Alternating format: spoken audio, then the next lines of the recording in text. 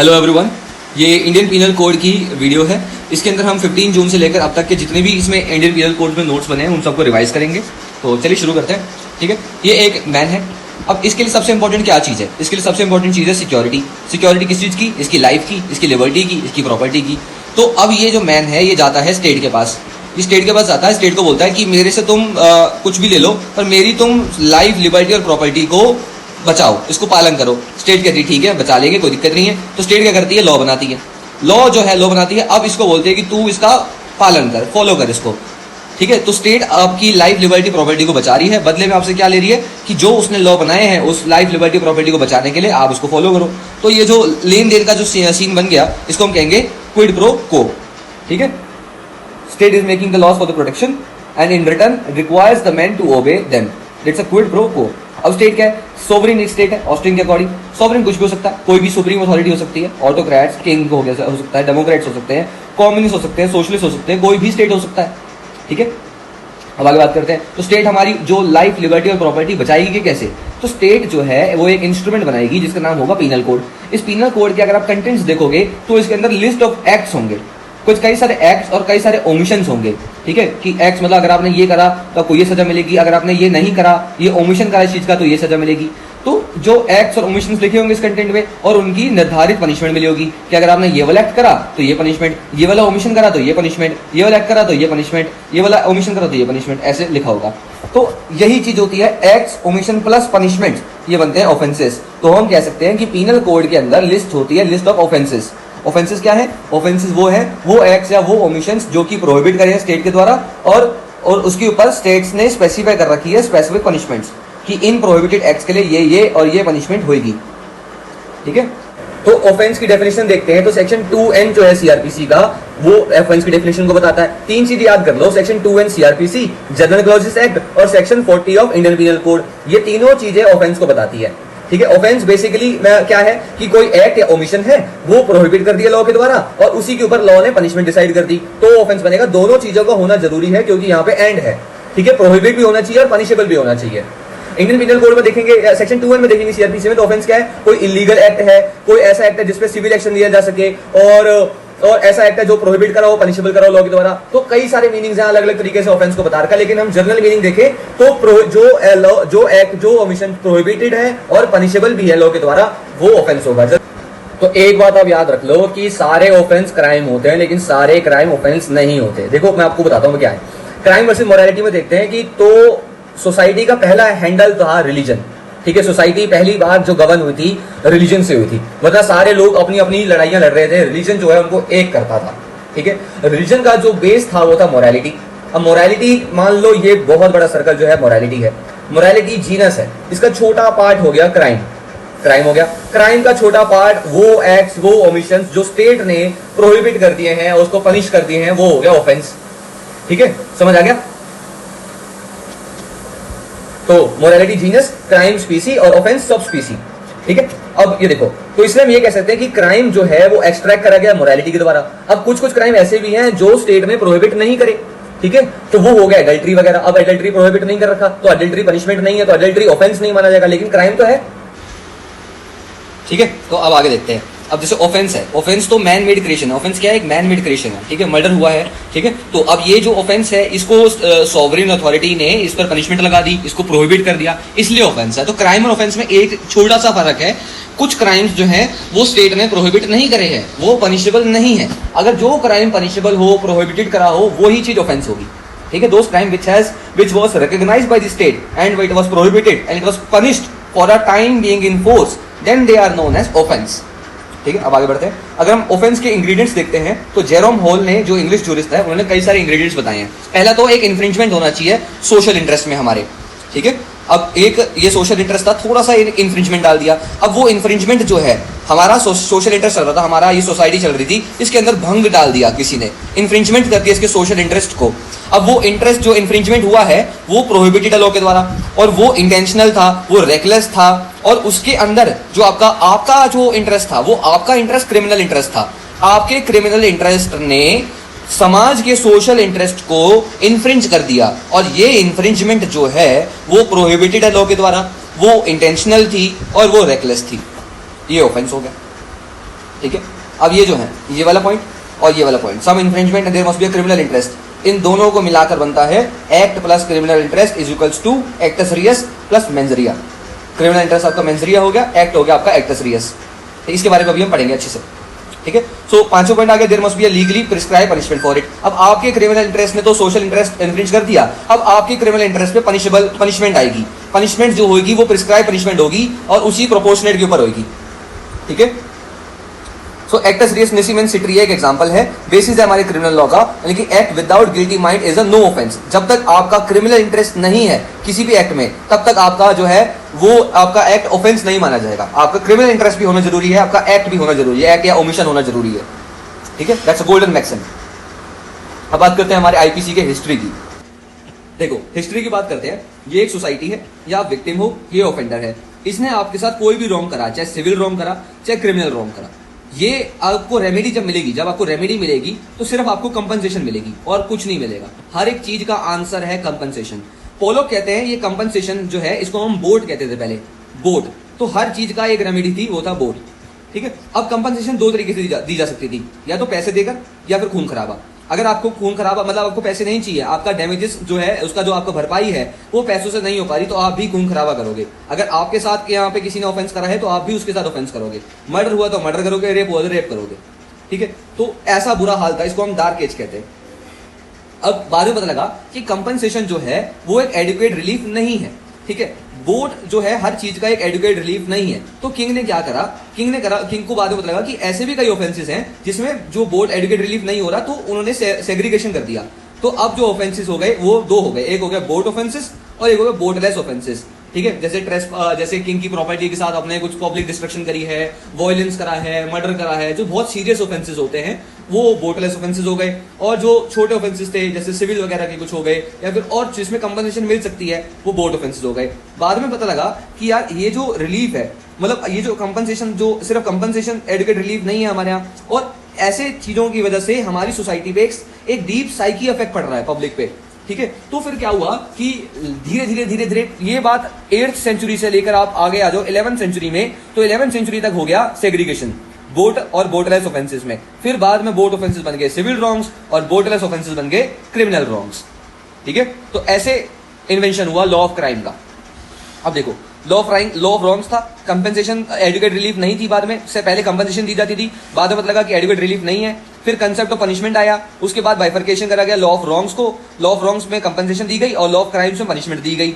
Punishment में फिर आती है थ्योरीज, कौन कौन सी पनिशमेंट दी गई। पहली मतलब रेट्रिब्यूटिव पनिशमेंट होती थी कि eye for eye, tooth for tooth और बॉडी फॉर बॉडी, ठीक है। उसके बाद डेटरेंट पनिशमेंट आई कि भाई एग्जांपल सेट करते हैं ताकि सारा समाज देखे और कोई हिम्मत ना करे ऐसे क्राइम करने की। उसके बाद प्रिवेंटिव पनिशमेंट आई जिसके अंदर रिस्ट्रेन करके रखा गया कि एक काम करते हैं जेल में डाल देते हैं इसको, ना ये रहेगा ना कोई क्राइम होगा, ठीक है। फिर उसके बाद लास्ट में जाते जाते रिफॉर्मेटिव पनिशमेंट आई कि तुम पाप से घृणा करो, पापी से घृणा ना करो, ठीक है। उसके जो ऑफेंस है उसको रिफॉर्म कैसे कर सकते हैं, उसको एक बेटर पर्सन कैसे बना सकते हैं, उस पर फोकस करो। एक थ्योरी ये भी थी एक्सपीडिटरी थ्योरी, ये डिवाइन थ्योरी थी बेसिकली, इसकी आत्मा शुद्धिकरण करने के लिए कि तुम अपना मन साफ करो, प्योरीफाई करो अपने मन को, ऐसा वो उसके अंदर पनिशमेंट होती थी, कई सारी तरीके की पनिशमेंट्स थी।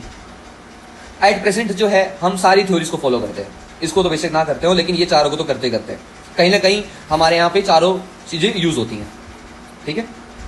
अब देखो अब लॉ ऑफ क्राइम का इवोल्यूशन देखते हैं। तो जैसे कि मैंने आपको बोला कि पहले था एक डार्क एज पीरियड, अंधेरा ही अंधेरा, हर जगह खून खराबा, कोई मतलब जस्टिस नहीं था, कुछ नहीं था वहां पर। डार्क एज पीरियड था, ये पीरियड ऑफ डार्कनेस थी। ये रूल ऑफ स्ट्रिक्ट लाइबिलिटी चलता था यहाँ पर, रिलीजन का पीरियड था, रूल ऑफ चर्च लगता था यहाँ पे, ओल्ड एज जो थी वो एक माध्यम था पनिशमेंट देने का, ब्लड मनी का कंसेप्ट था यहाँ पर, और ना ही कोई रीजन ना ही कोई लॉजिक, इसका स्कोप तो था ही नहीं। अब स्ट्रिक्ट लाइबिलिटी में क्या होता था कि आपने क्राइम कर दिया, आपसे ऑफेंस हो गया, चाहे आपसे जानबूझ के हुआ हो, गलती से हुआ हो, आप अनसाउंड हो, आपकी कोई गलती नहीं थी, आपने कर दिया ना तो बस कर दिया। आप में मतलब जरूरी नहीं है कि सिर्फ नेचुरल पर्सन हो, अगर आपको घोड़े ने मार दिया तो घोड़े को पनिशमेंट मिल जाएगी, आपको टेबल से लग गई तो टेबल तोड़ देंगे, कोई भी हर एक चीज में स्ट्रिक्ट लाइबिलिटी थी।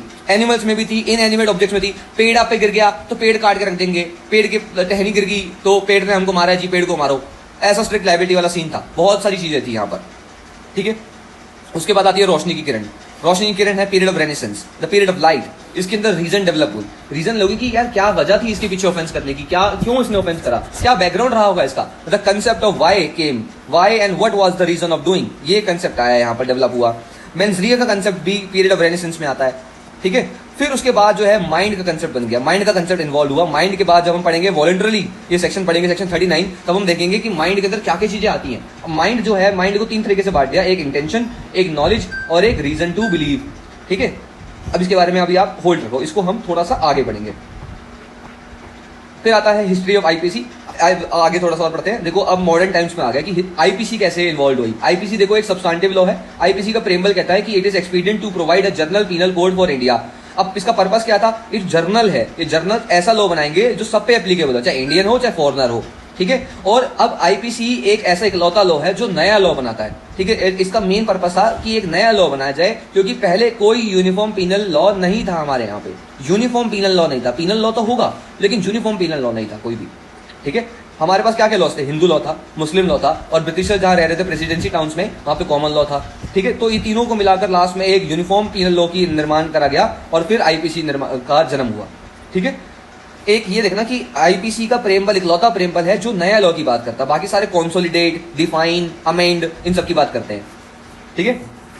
अब देखो, अब हिंदू लॉ की अगर हम बात करें तो सबसे पुराने टाइम पे अर्थशास्त्रास थी। अर्थशास्त्रास जो कौटिल्य ने बनाई थी, ये ओल्डेस्ट सोर्स है क्रिमिनल लॉ का। यहाँ पर भी आपको पीनल एंड पनिशमेंट्स के बारे में देखने को मिल जाएगा। फिर हम जाते हैं धर्मशास्त्रास में, तो धर्मशास्त्र में स्मृति आ जाती है। यज्ञवल्क्य और नारद स्मृति तो प्रोसीजरल लॉ से रिलेटेड है, ठीक है। और मनुस्मृति जो है सब्सटेंटिव लॉ से रिलेटेड है।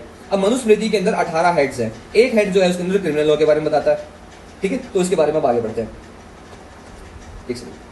हाँ, तो मनुस्मृति में 18 हेड्स हैं, एक हेड जो है क्रिमिनल लॉ के बारे में बताता है। अब इसके अंदर कई सारे ऑफेंसेस मेंशन करे गए हैं, जैसे assault, theft, gambling, violence to body. इसके अंदर पनिशमेंट भी प्रिस्क्राइब करी थी। पनिशमेंट्स जो है ये सारी पनिशमेंट्स हैं, जैसे प्रॉपर्टी फोरफिट कर दी, फाइन दे दिया, तड़ीपार या किंगडम से निकाल दिया, कॉर्पोरल पनिशमेंट्स दे दी, ठीक है, सर कलम करवा दिया, इम्प्रिजनमेंट दे दी, डेथ पेनल्टी दे दी, कोड़े पड़वा दिए, म्यूटिलेशन कर दिया।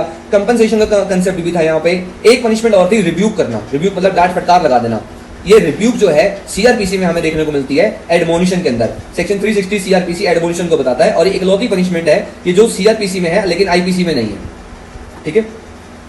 उसके बाद अब मनु जो है अगर हम देखें तो मनु कहीं ना कहीं थोड़ा सा कहते हैं कि लोग ये कास्टेस था, ये लोअर जो जात थे, जो नीचे जात के लोग थे, उनके साथ ही थोड़ा सा मतलब हमदर्दी नहीं दिखाता था, ठीक है। Lower caste were being treated as in a derogatory way, और लोअर कास्ट और विमेन्स ये दोनों का जो है हमेशा स्टेटस नीचे ही पाया मिला है इंडिया में बाकी कम्युनिटीज के मुताबिक। अगर हम बात करते हैं केरला की, तो केरला जो पहला नाम था इसका ट्रेवनकोर, केरला रिचेस्ट स्टेट हमारी इंडिया की, इसको स्पाइस बॉल ऑफ इंडिया भी कहते हैं, क्योंकि यहाँ पर मसाले बहुत ज्यादा अलग अलग तरीके के हैं। यहाँ का जो ट्रॉपिकल रेन फॉरेस्ट वगैरह है वो बहुत अच्छा है, ठीक है।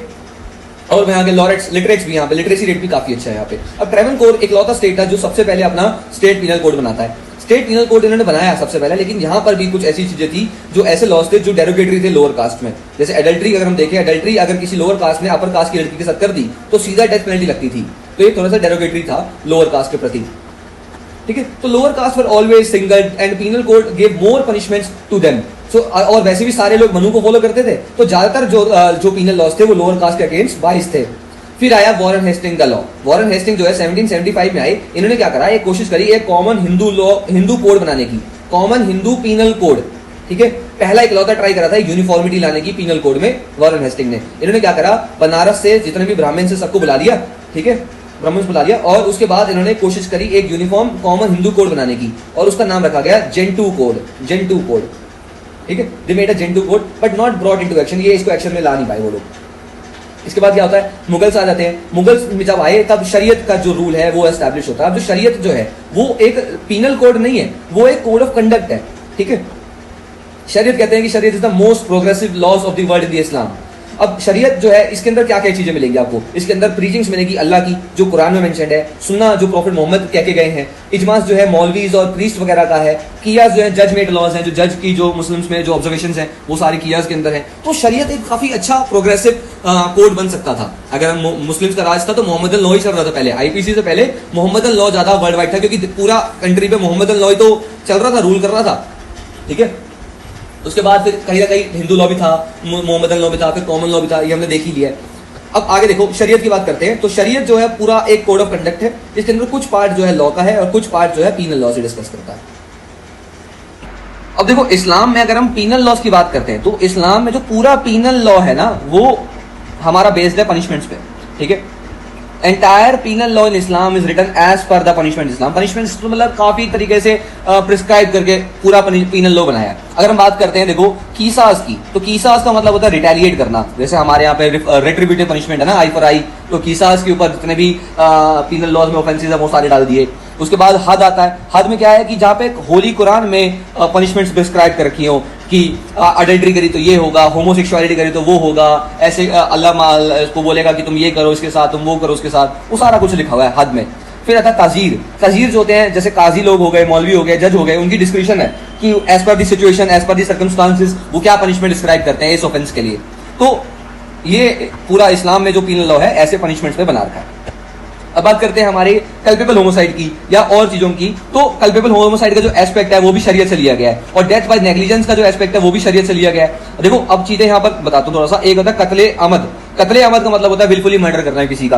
कत्ले शबा जो होता है उसमें था कि आपके पास होमोसाइड की, आपने होमोसाइड करना था, आपने नॉलेज थी आपके पास लेकिन डिजायर नहीं था, तो यहाँ कल्पेबल होमोसाइड का कंसेप्ट आ गया।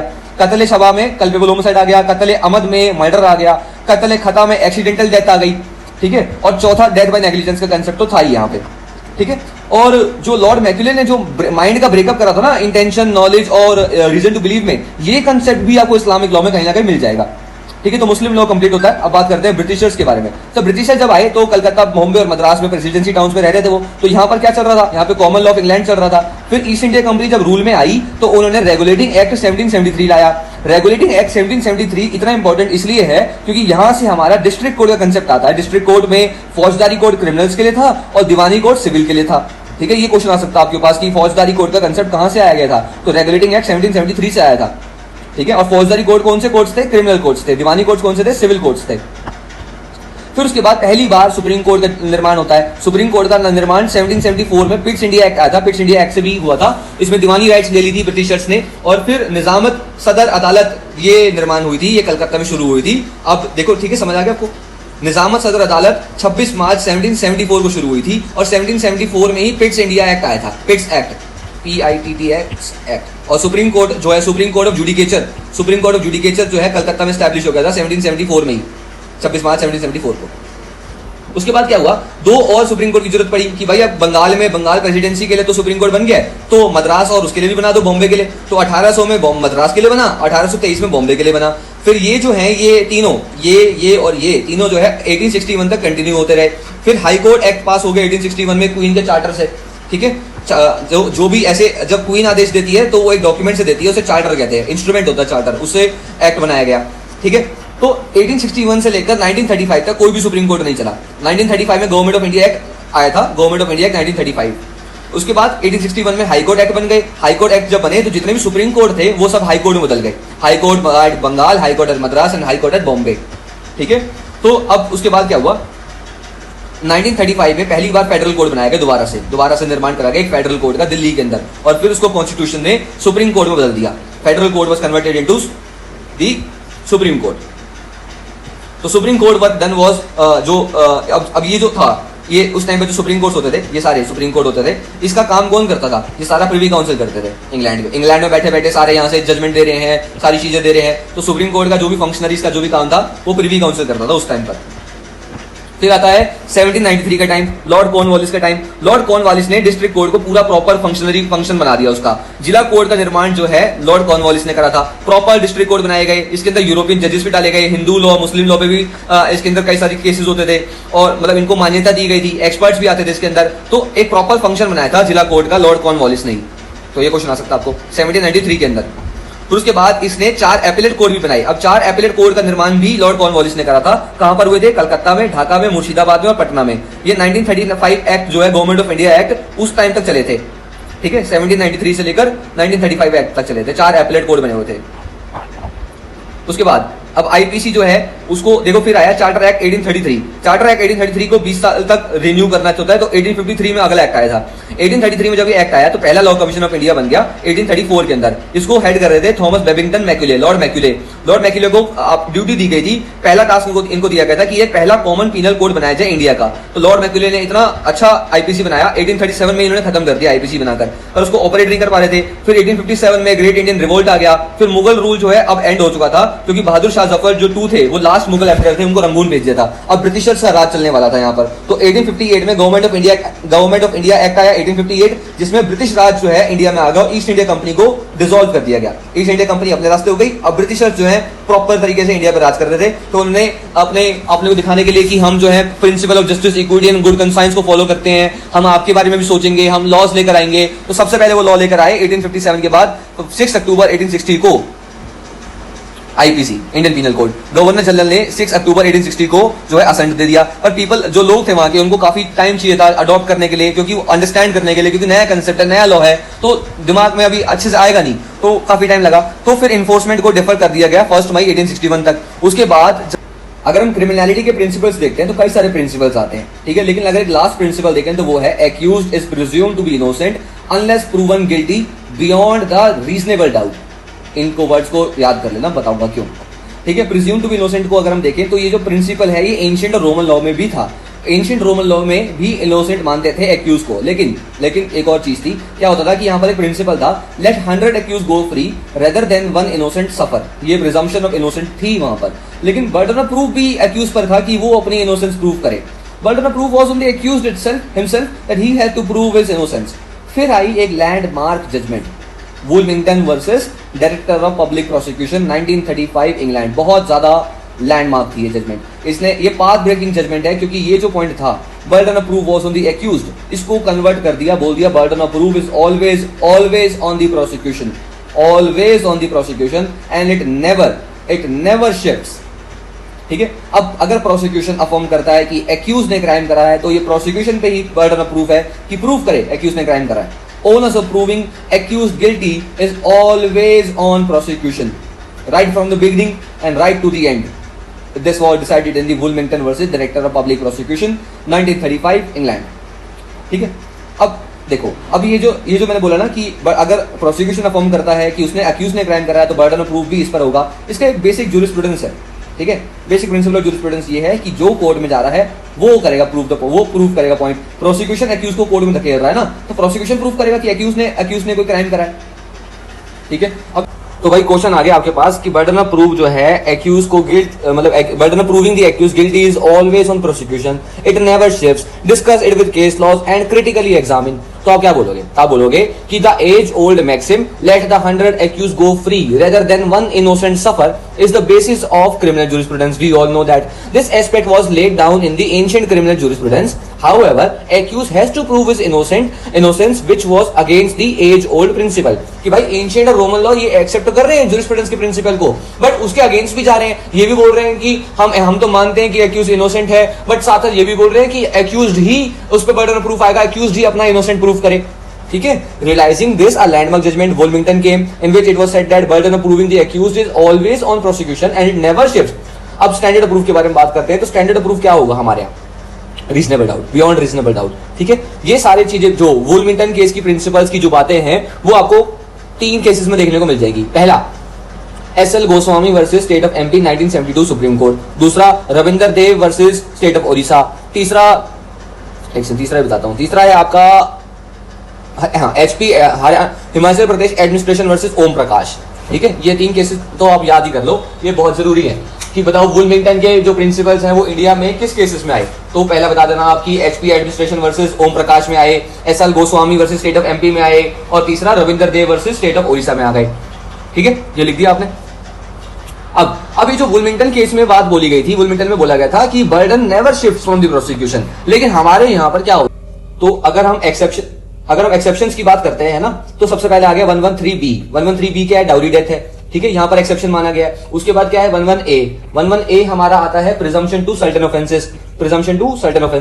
उसके बाद आता है 105, जिसमें बर्डन ऑफ प्रूफ जो है एक्यूज के ऊपर है, ये प्रूव करने का कि इसका जो केस है वो जर्नल एक्सेप्शंस में फॉल करता है, ठीक है। उसके बाद आ गया 114A। 114A में क्या है कि अगर मान लो सेक्सुअल असॉल्ट की बात आ रही है और विमेन कहती है कि मेरा कंसेंट नहीं लिया गया, तो कोर्ट ये मान के चलती है कि विमेन का कंसेंट नहीं लिया गया। अब बर्डन ऑफ प्रूफ एक्यूज के ऊपर है, उसने प्रूफ करना है कि कंसेंट लिया गया था। और 113A आता है सुसाइड बाय मैरिड विमेन, कि उसने सुसाइड क्यों करी, बताओ, तुम पे बर्डन ऑफ प्रूफ है। तो ये क्यों हो रहा है, यहां पर क्या है कि एविडेंस एक्ट में ना प्रिजम्पशन आती है कि अगर एक फैक्ट प्रूव हो जाता है एक्यूज के अगेंस्ट, और फिर कोर्ट जो है प्रिजम्पशन ले लेता है, ये बोलता है कोर्ट कि बर्डन ऑफ प्रूफ जो है अब एक्यूज के ऊपर आ गया। No doubt, this aspect seemingly negates the Wilmington case, but then it is based on public policy and the principle enshrined in our constitution. अब ये बात क्यों करी गई है, इसलिए करी गई है क्योंकि हमारी पब्लिक पॉलिसी और हमारा कॉन्स्टिट्यूशन में जो प्रिंसिपल्स है वो ये कहते हैं, इसलिए हमने ऐसा करना पड़ा। हमें कुछ एक्सेप्शंस दी गई, ये ऐसे जो ये सेक्शंस है स्पेशली ये पब्लिक पॉलिसी पे बेस्ड है, ठीक है भाई। डाउरी डेथ के केसेस बहुत बढ़ते जा रहे थे, सेक्सुअल हैरेसमेंट के केसेस बहुत बढ़ते जा रहे थे, इसीलिए बर्डन ऑफ प्रूफ जो है एक्यूज पर रखा गया। अगर एक फैक्ट प्रूव हो जाता है कि हाँ क्रूएल्टी हुई है, हाँ भाई डाउरी डेथ ली गई है, हाँ जो महिला है वो 7 साल के अंदर मरी है और उससे पहले क्रूएल्टी के सिम्टम्स आ रहे थे और सेक्सुअल हैरेसमेंट हुई है और इनकी कहीं ना कहीं जो है रिलेशन भी अच्छा नहीं था, तो सेक्सुअल हैरेसमेंट तो कंसेंट कैसे मिल गया, ऐसी ऐसी कई सारी बातें हैं, ठीक है। तो ये बात आपने याद कर लेनी है। Once a fact is prove the court takes presumption that burden of proof shifts to accused and this is because of the public policy and the principle enshrined in our constitution. अब बात करते हैं हम अपने standard of proof के बारे में। Alright, तो हमारा स्टैंडर्ड प्रूफ के ऊपर क्वेश्चन आते हैं। देखो स्टैंडर्ड प्रूफ के बाद हमारे पास 4 तरीके के स्टैंडर्ड प्रूफ हैं, beyond the shadow of doubt, beyond reasonable doubt, preponderance of probability और मेयर बैलेंस ऑफ प्रोबेबिलिटी। ये और ये काट देते हैं, तो ये जो 2 बचते हैं हमारे, ये इंडियन लॉ में फॉलो होते हैं। ये वाला जो है क्रिमिनल लॉ में, ये वाला सिविल लॉ में। Beyond the shadow of doubt मतलब क्या, मोस्ट स्ट्रिक्टेस्ट जो है ये प्रिजम वो है स्टैंडर्ड ऑफ प्रूफ, कि अगर एक भी पॉइंट अगर आ गया, एक पॉइंट भी अगर गलत हो गया तो सारा केस खत्म, ठीक है। तो ये इस पे मैक्सिमम आता है falsus in uno, falsus omnibus omnibus, right.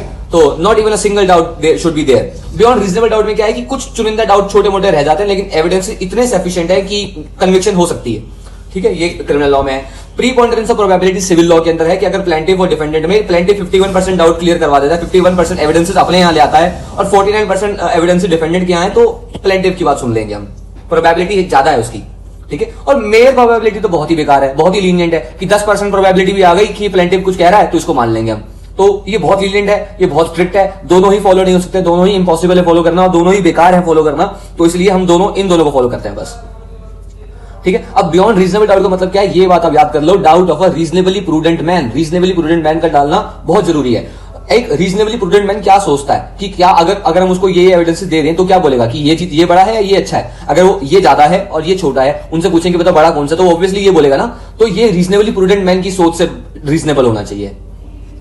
अब देखो जैसे मान लो गन थी, गन जो है पता लग गया गन से शूट हुआ है, सब चीज पता लग गई, लेकिन बाई चांस क्या हुआ, गन जो है वो ब्लैक की जगह कोई और आ गया, कोई और सीरियल नंबर की गन आ गई। तो इस वजह से कि कोई और सीरियल नंबर की गन आ गई, हम एक्विट तो नहीं करेंगे ना। कोई भी रीजनेबल मैन कहेगा कि नहीं कन्विक्ट कर लो, जब सारी चीजें एक्यूज के खिलाफ आ रही है, हर चीज प्रूव हो गई है, बस एक गन ही तो मिसलीड में वो हो गई है, गलती से इंटरचेंज हो गई है, तो तुम एक्यूज को छोड़ोगे तो नहीं ना, उसको कन्विक्ट ही करोगे। तो ये है बियॉन्ड रीजनेबल डाउट वाला पॉइंट, ठीक है। प्रोसिक्यूशन जो है अब गिल्ट प्रूव करेगा एट बियॉन्ड रीजनेबल डाउट। अब इस पे केस लॉ याद कर लो, एचपी एडमिनिस्ट्रेशन वर्सेस ओम प्रकाश का केस। इसमें बोला गया था कि रीजनेबल डाउट का मतलब सस्पिशन नहीं होता, कन्विक्शन जो होती है रीजनेबल डाउट में रीजन पे दी जाती है, ठीक है। कोई चीज पूरा हर एक चीज देखकर रिलायबल करके अगर कोई एविडेंस कोई ट्रस्टवर्दी आ रहा है तब जाकर कन्विक्शन होती है, ठीक है, एक्यूज की। तो so court can not base it judgement on suspicions, conjectures and surmises. अगर ऐसी सिचुएशन है तो ये हुआ होगा, वो हुआ होगा, इस बेसिस पे जजमेंट नहीं दी जाती, हमेशा रीजन पे दी जाती है जजमेंट, ठीक है। तो ये केस हो गया हमारा कंप्लीट। अब आगे बढ़ते हैं। अब आगे बात करते हैं हमारे पास चार्ज के बारे में। देखो हमारे पास ये मैक्सिमम एक्टस नॉन फेसिड रियम निसी मेन सिट्रिया। अब इसके अंदर एक्टस रियस लिखा हुआ है। एक्टस वर्ड होता है एक्ट, रियस होता है प्रोहिबिटेड, ठीक है। हालांकि एक्ट की कोई डेफिनेशन नहीं दे रखी है। अगर डिक्शनरी मीनिंग देखें तो एक्ट का मतलब क्या होता है, मसल्स का मूवमेंट होना, मसल्स का मूवमेंट होना, कुछ एक्शन करना, ठीक है। तो एक्ट कौन सा प्रोहिबिटेड है लॉ के द्वारा, जो एक्ट लॉ के द्वारा प्रोहिबिटेड होंगे वो होंगे एक्टस रियस। वैसे तो सारे एक्ट होते हैं, लेकिन जो एक्ट प्रोहिबिटेड है लॉ के द्वारा वो एक्टस रियस होंगे। तो एक्टस रियस हम कह सकते हैं कि एक्टस रियस कोई एक्ट है लॉ के द्वारा प्रोहिबिटेड है। साथ में हम ये भी बोलेंगे कि अगर कोई एक्ट चलता आ रहा है, सीरीज ऑफ एक्ट है, सीरीज ऑफ कंटिन्यूइंग एक्ट है, तो वो भी एक्टस रियस होगा, ठीक है। अब सीरीज ऑफ एक्टस रियस को बोलते हैं हम ट्रांजेक्शन बोलते हैं, ठीक है। अब हर एक अब देखो ट्रांजेक्शन में क्या होता है, ये ट्रांजेक्शन है, इसके अंदर कई सारे एक्ट्स होंगे, ठीक है। एवरी एक्टस रियस, कई सारे एक्टस रियस होंगे। Every actus reus be a separate charge. हर एक एक्टस रियस को हम बोलेंगे कि ये एक चार्ज है। One actus reus equal to one charge. और एक एक चार्ज के ऊपर एक एक तरीके से ट्रायल चलाना चाहिए, उसको ट्रीट सेपरेटली करना चाहिए, उसमें पनिशमेंट भी सेपरेटली करनी चाहिए। लेकिन सीआरपीसी अलाउ करता है joinder of charges, joinder of actus reus, ठीक है, चार्ज का मतलब क्या है कि कोर्ट ने एक्सेप्ट कर लिया कि एक्टस रियस हुआ है, तब चार्ज लग गया। जिस पे चार्ज लग गया उसको हम बोलेंगे कि एक्टस रियस हुआ है। अब जैसे कि हमने देखा एक ट्रांजेक्शन होती है continuing series of actus reus, continuing series of actus reus. तो जो एक्टस रियस है वो कंटिन्यू नेचर का होना चाहिए, उसमें कोई ब्रेकेज ना हो, ये बात आप याद रखना। ठीक है, अब एक transaction is equals to many actus reus और but CrPC allows joinder of charges, therefore एक ट्रांजेक्शन आप एक ट्रायल में कंडक्ट कर सकते हो। एक ट्रायल के अंदर कई सारे चार्जेस लगा सकते हो आप और कई सारे चार्जेस पे अलग अलग पनिशमेंट्स दे सकते हो आप। ठीक है, अब देखो आगे बात करते हैं हम होमोसाइड्स के बारे में। देखो एक्टस रियस वही पनिशेबल होगा जो प्रोहिबिट है लॉ के द्वारा। अगर मान लो कोई हैंगमैन है, हैंगमैन अगर होमोसाइड कर दे तो प्रोहिबिट नहीं है, कोर्ट ने उसको, लॉ ने उसको अलाउ कर रखा है। लेकिन अगर इंडिविजुअल होमोसाइड कर दे तो प्रोहिबिटेड है। तो एक्टस रियस वही पनिशेबल होंगे, वही पनिशेबल होंगे जो प्रोहिबिटेड हो लॉ के द्वारा। ठीक है, एक्टस रियस वॉलंटरली होना चाहिए। अगर वो वॉलंटरली नहीं है तो वो मेरा एक्ट नहीं है, ये मैक्सिमम आप याद कर लो। एक्टस मी इन्विक्टो फैक्टस नॉन एस्ट मेंस एक्टस, एक्टस मी इन्विक्टो फैक्टस नॉन एस्ट मेंस एक्टस, यानी कि if my act is not voluntarily then it is not my act, it is done against my will. अब सेक्शन 39 बताता है वॉलंटरली को। तो वॉलंटरी में क्या क्या चीजें आती है, एक आता है इंटेंशन, एक आता है नॉलेज, एक आता है रीजन टू बिलीव। जब मैंने इंटेंट करा, where he intends to do that, intended to do that, तो इंटेंशन आ गई। वेयर ही न्यू, तो नॉलेज आ गया। Where he had reason to believe आ गया। ठीक है, तो wherever the word voluntarily is used it will include all these three. जरूरी नहीं है कि नहीं मेरे तो नॉलेज थी, नहीं मेरे तो रीजन टू बिलीव था, नहीं मेरे तो सिर्फ इंटेंशन थी। आप अगर आप इनमें से एक में भी फॉल कर जाते हो, चाहे रीजन टू बिलीव हो, चाहे नॉलेज हो, चाहे इंटेंशन हो, आप तीनों को आपका माना जाएगा कि आपका एक्ट जो है वो वॉलंटरली नेचर का है।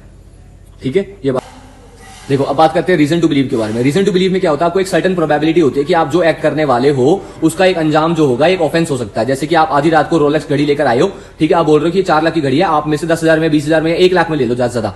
ठीक है, मेरे को बस पैसों की अर्जेंट नीड है, जैसे कैसे करके ले लो, फटाफट जल्दी ले लो, आज के आज ही खरीद लो इसको। तो इससे क्या इशारा हो रहा है कि आपने घड़ी हो सकता है चोरी करी हो। ठीक है, तो एक रीजन टू बिलीव आ जाता है सबके माइंड में कि आपने जो काम करा है, आपको पता था, इसका अंदाजा था इसको कि कहीं ना कहीं इसका ऑफेंस हो सकता है आपको।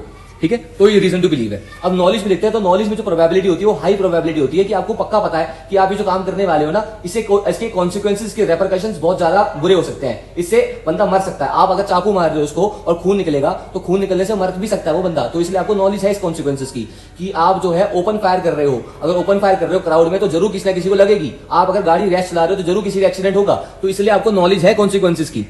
तो इसको हम कहते हैं फोर्सिबिलिटी ऑफ कॉन्सिक्वेंसेस। आप जो है कॉन्सिक्वेंसेस को देख पा रहे हो, आपको पता है कि क्या कॉन्सिक्वेंसेस हो सकते हैं इसके। हो सकता है इसके अंदर डिजायर हो सकता है इसके अंदर डिजायर ना हो।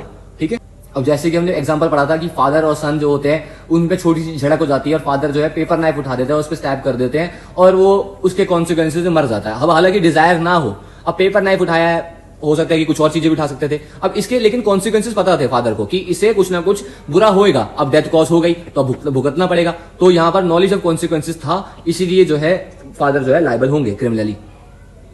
ठीक है, अब अगर नॉलेज जो है फोर्सिबिलिटी ऑफ कॉन्सिक्वेंसेस में अगर आप डिजायर डाल दो, अब डिजायर कैसे आएगा, अगर पेपर नाइफ से 25 बार अटैक करें वो भी हर्ट पे, तो इससे क्या पता लग रहा है कि आपकी डिजायर है कि उसकी जान चली जाए। अब जान चली गई है। अब जब डिजायर इन्वॉल्व हो जाता है ना नॉलेज में, फोर्सिबिलिटी ऑफ कॉन्सिक्वेंसेस में जब डिजायर इन्वॉल्व हो जाता है तब बन जाता है इंटेंशन। इंटेंशन जो है हाईएस्ट सुप्रीम प्रोबेबिलिटी है कि ये एक्ट आपने करा है, that my act will follow. जो आप करने जा रहे हो उसका अंजाम जो है होना ही होना है, 100% होना है। ठीक है, सिगमंड फ्रूड जो है एक ऑस्ट्रियन साइकोलॉजिस्ट है, ऑस्ट्रियन न्यूरोलॉजिस्ट है बेसिकली। इन्होंने 3 पार्ट में माइंड को बांटा है, एक कॉन्शियस माइंड, एक सबकॉन्शियस माइंड, एक अनकॉन्शियस माइंड।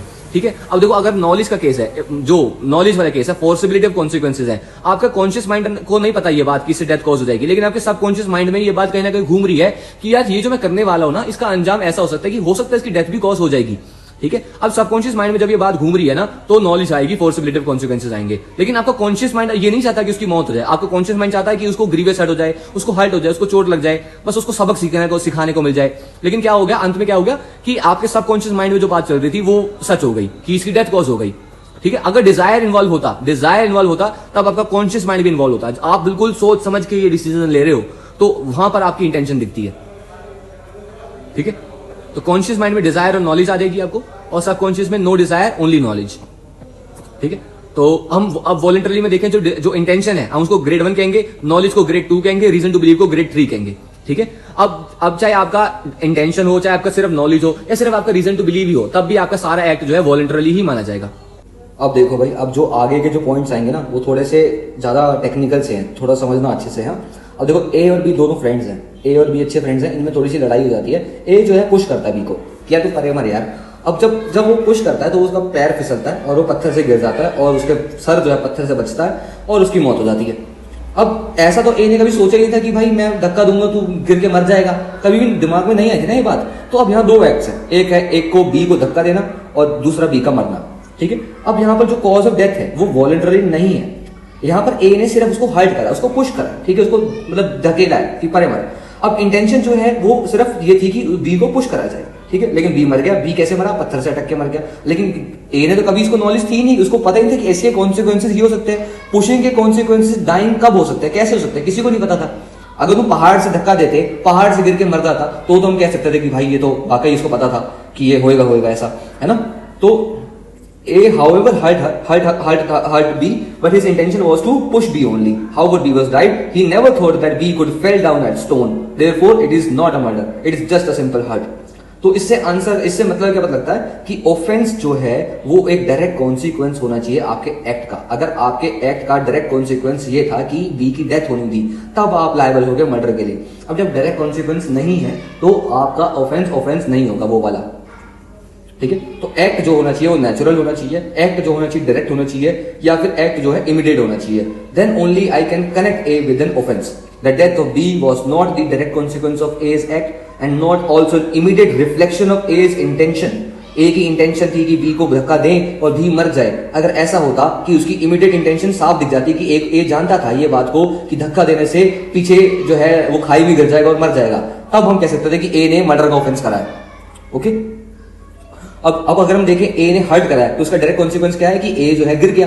ए ने पुश करा और पुश होने की वजह से ए को पता था कि पुश होने से वो गिर जाएगा तो वो गिर गया, ठीक है। तो एक्ट जो है आपका डायरेक्ट कॉन्सिक्वेंस होना चाहिए आप, ठीक है। अब आगे बढ़ते हैं। तो क्वेश्चन आता है कि whether why A is not liable for murder, because A does not have any intention, A does not have any knowledge, even A does not have any reason to believe। कि भाई किसी को अंदाजा था ही नहीं कि ये तो बाय चांस अनफॉर्चुनेट इवन था कि बी डेथ हो।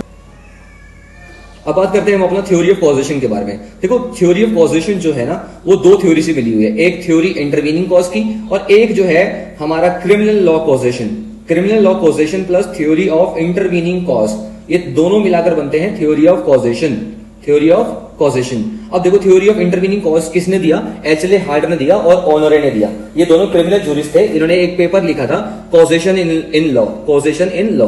और फिर एक पेपर इसमें लिखा था ग्लैनविल विलियम ने कैम्ब्रिज यूनिवर्सिटी में पेपर लिखा था क्रिमिनल लॉ कॉजेशन का। ये दोनों मिलकर बनाते हैं थ्योरी ऑफ कॉजेशन।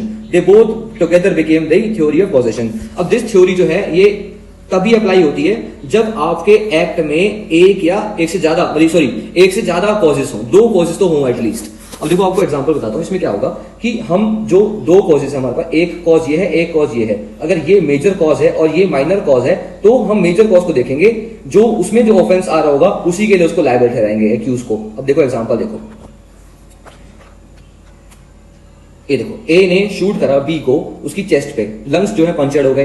बी जो है बिल्कुल मरने ही वाला था लेकिन एम्बुलेंस आ गई, बी को एम्बुलेंस में ले जाया गया, एम्बुलेंस का बाद में एक्सीडेंट हो गया, एम्बुलेंस जो है एक्सीडेंट की वजह से बी की मौत हो गई। लेकिन असली मौत तो ए के द्वारा ही होने वाली थी। अब ये जो कॉज है ये मेजर कॉज है और ये जो कॉज है माइनर कॉज है, तो ए लायबल होगा मर्डर के लिए क्योंकि मेजर कॉज जो है मर्डर वाला था। बी की जान चली जाती, बस एम्बुलेंस चाहे ना भी आती तो भी बी मर जाता, ठीक है, बहुत सीरियस इंजरी हुई पड़ी थी उसको, ठीक है। अब दूसरा केस देखो, जैसे आप ए जो है ए ने बी के हाथ पे गोली मारी, उसको इंटेंशन थी मारने की लेकिन उस पे हाथ पे लगी, एम्बुलेंस में ले जाया गया, एम्बुलेंस ने एक्सीडेंट हुआ, एम्बुलेंस की वजह से एक्सीडेंट की वजह से बी की मौत हो गई। अब ये जो एक्सीडेंट है और ये हाथ पे लगने वाला मेजर कॉज कौन सा है? ये वाला मेजर कॉज है, ना कि ये वाला, ठीक है। तो ए जो है अटेम्प्ट टू मर्डर के लिए लायबल हो जाएगा क्योंकि उसकी इंटेंशन डेथ कॉज करने की थी लेकिन हाथ पे लग गई, और ये डेथ बाय नेग्लिजेंस के लिए आ जाएंगे।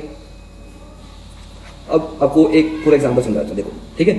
ये वाला कॉज समझ आ गया, ये वाला कॉज 1 था, ए ने बी पे शूट करा, लंग पंचर हुआ और उसको सीरियस इंजरी हुई, ये मेजर कॉज था। मेजर कॉज को हम कहते हैं कॉसा कॉसम और माइनर कॉज को कहते हैं कॉसा सिने कुआ नॉन, कॉसा सिने कुआ नॉन।